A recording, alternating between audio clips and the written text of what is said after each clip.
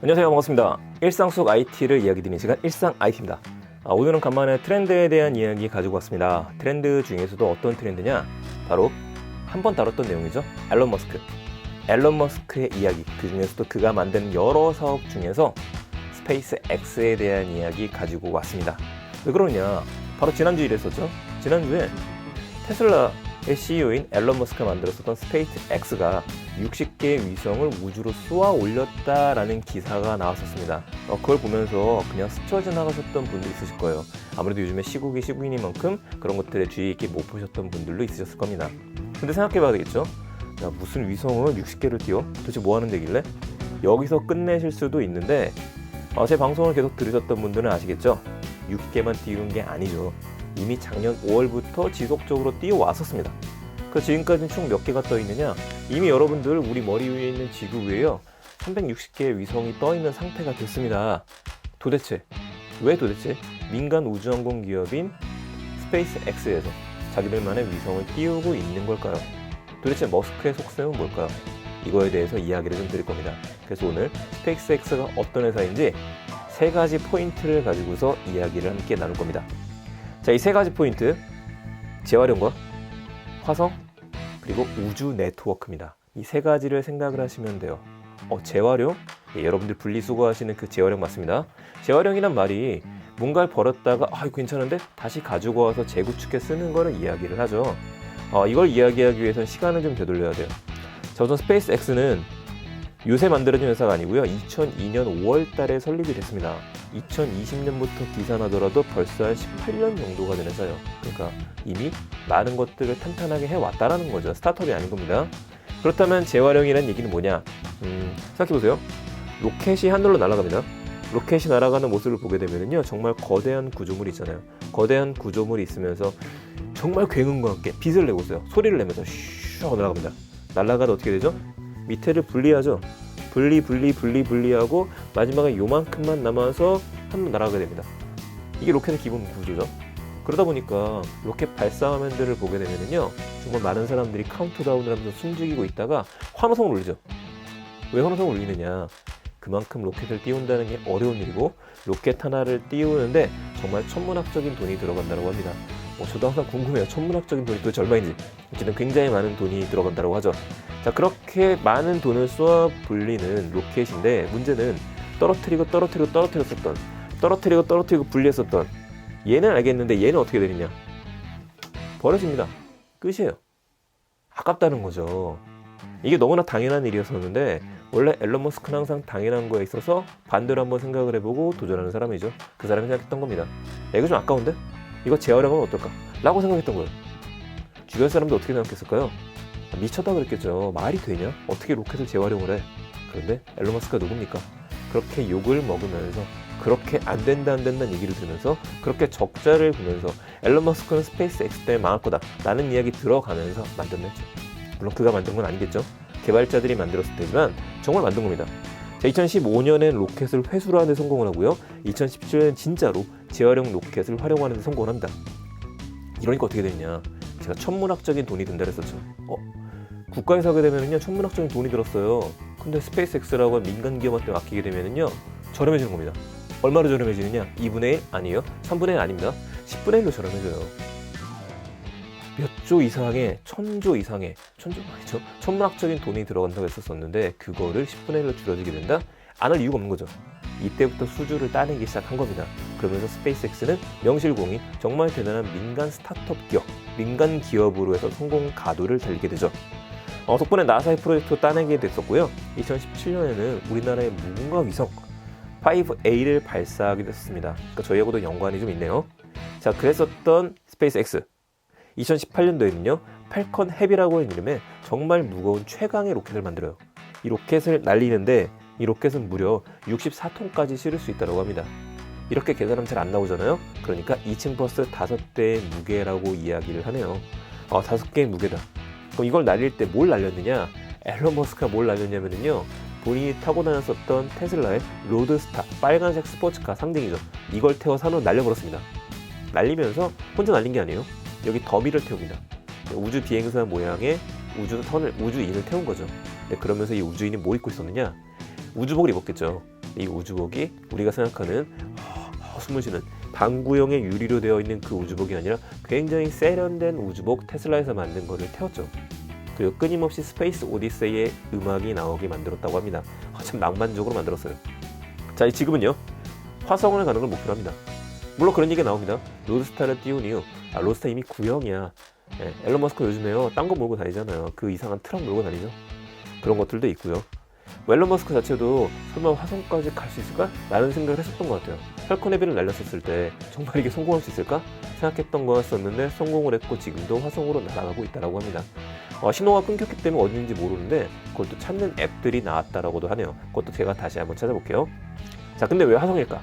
두 번째 얘기겠죠. 화성인 이유. 화성은 앨런 머스크의 오랜 꿈입니다. 누구나 꿈이 있잖아요. 근데 앨런 머스크는 예전부터 화성에 꽂혔었어요. 화성에 가서 살겠다. 여러 가지 프로젝트를 발표하기도 했었는데 다 실패했었죠. 그러면서 우주 사업을 해야겠어. 그러면서 시작했던 게 스페이스 X인 겁니다. 마치 아이패드 같죠. 아이패드를 만들기 전에 나왔던 게 아이폰이다. 이런 얘기 있었잖아요. 앨런 머스크는 뭐라고 했었냐면요. 벌써 2016년 4년 전에 화성 이주 프로젝트를 발표를 했어요. 화성으로 가자. 총 100만 명의 지구인을 보내고요. 비용은 인당 10에서 20만 달러면 충분하다 라고 이야기를 했습니다. 그러니까 큰 돈이 들어가지 않는 겁니다. 가서 일은요, 먹고 살 거는요, 화성으로 가면 개척해야 되기 때문에 서부 개척을 하듯이 할 일이 많다. 돈은요, 테슬라의 주가가 요즘엔 빠졌지만 예전에 많이 올랐었죠. 이때 테슬라의 CEO인 앨런 머스크가 받은 인센티브를 잘 모으고 있다고 합니다. 돈이 필요한 사람들한테 화성 이주 정착금을 나눠줄 거다 라는 식으로 했다라고 하네요. 뭐 대부업을 시작할지도 모르겠어요. 자, 이거와 발표를 했던 게 이주 날짜도 정했습니다. 언제냐? 2124년 아닙니다. 2024년이에요. 지금으로부터 한 3년, 4년밖에 남지 않았네요. 그렇다는 얘기는 이 방송을 만약에 여러분들이 5년 후에 듣고 계시다. 그럼 정말로 우리는 화성에 착륙선이 제대로 가서 개척하는 걸 보게 될지도 모른다는 얘기입니다. 물론 모든 인류가 2014년, 24년부터 가는 거 아닙니다. 우선 누가 가느냐? 도시 건설을 위해서 사람들을 보내는 거죠. 도시 건설을 위해서는 무거운 기자재가 필요합니다. 이 무거운 기자재를 뭐가 가지고 가느냐? 바로 앞서 이야기 드렸었던 펠컨 헤비가 가져가는 거죠. 자, 무거운 장비하고 사람들을 우주선으로 보냈어요. 근데 우주선이 가가지고요, 리턴하지 못하면, 화성에서 돌아오지 못하면 화성은 지구에서 떠난 사람들의 무덤이 되어버립니다. 그러니까 재활용 로켓에 대한 이야기 나오는 거죠. 화성으로 보냈다가 재활용 로켓을 다시 써서 다시 보내고 지구에서 다시 보내고 이런 식으로 하면 충분히 왕복선을 만들 수 있다라는 계산 방식이 나오는 거죠. 이게 말도 안 돼. 앨런 머스크잖아요. 말이 되는 거죠. 자, 그래서 우주선 스타쉽을 선보이기로 했었는데 이 우주선 스타쉽은요, 하루에 3번 연간 1000회 정도를 발사할 수 있다고 합니다. 도시 건설을 위해서는 우주선 1000척이 필요하고요. 시간이 20년이 걸리네요. 그래서 앞으로 30년 동안 2050년까지 화성에 100만 명을 보내겠다고 했어요. 그것 때문에 스타쉽 우주선의 디자인을 보게 되면 좀 이상하게 생겼죠. 네, 빠르게 만들어서 건조할 수 있게 만들었다고 하네요. 자, 미국의 나사는 2030년에 화성에 사람을 보내겠다고 했었습니다. 과연 누가 더 빠르게 될까요? 머스크가 더 빠르게 될까요? 아니면 나사가 더 빠르게 될까요? 머스크는 테슬라 같은 경우에는 아무래도 인도가 늦는 걸로 유명했었죠. 그렇진 않겠지만 화성에 그래도 가까이 가고 있다 봐야 될 것 같습니다. 마지막 하이라이트입니다. 우주 네트워크. 우린 이걸 생각해야 되죠. 우주 네트워크 프로젝트를 스타링크 프로젝트라고도 이야기합니다. 아까 통신위성 얘기했었죠. 앞으로 머스크의 목표는요, 스페이스 X의 목표는 총 12,000개의 통신위성을 지구의 저궤도에 띄우겠다고 합니다. 300개가 아니고요, 그냥 12,000개예요. 1000개도 아니에요. 3000개도 아니에요. 12,000개를 띄우겠다. 이런 어마어마한 계획을 갖고 있는데 이걸 왜 띄우느냐? 5G의 시대가 왔죠. 하지만 우리가 속도가 느리다고 합니다. 속도가 느린 이유는요, 그만큼 망이 받쳐주지 못해서다. 그럼 망이란 무엇이냐? 중계기죠. 중계기가 필요하고 여러 개의 중계기가 필요합니다. 중계기와 진계기 사이에는요, 무서우면 날아다니는 게 아니잖아요. 밑에는 신호가 들어가는 게 케이블들이 있겠죠. 이 케이블은요, 더 많이 촘촘하게 연결이 돼야 돼요. 그런데 빛의 속도라고 우리가 이야기를 하지만 솔직히 광 케이블 속에 들어가지만 거기서 속도 깎아먹기가 들어가게 됩니다. 지상이니까 그래요. 우주는요, 꺼리낌이 없죠. 빛의 속도 그대로 달릴 수 있죠. 게다가 지구에서 위성들이 떠 있다. 그러면은 여기서 신호를 바로 보낼 수 있기 때문에 거의 뭐 접점 없이 바로바로 보낼 수 있는 구조가 되어버리는 겁니다. 이래서 속도가 빨라진다. 그렇다면 앨런 머스크 스페이스 X 통신 위성의 목표는 정확하죠. 우주 인터넷 사업인 겁니다. 우주 인터넷 사업. 자, 우선은 이 저궤도에 띄우게 되면은요, 높은 비행기에서도 와이파이가 잘 터지고 인터넷 잘 터지고, 높은 산간 도서 지역에서도 잘 터지고요, 바다 위에서도 신호를 받을 수 있게 되죠. 중계기가 없어도 가능한 겁니다. 우주에도 신호를 쏘니까.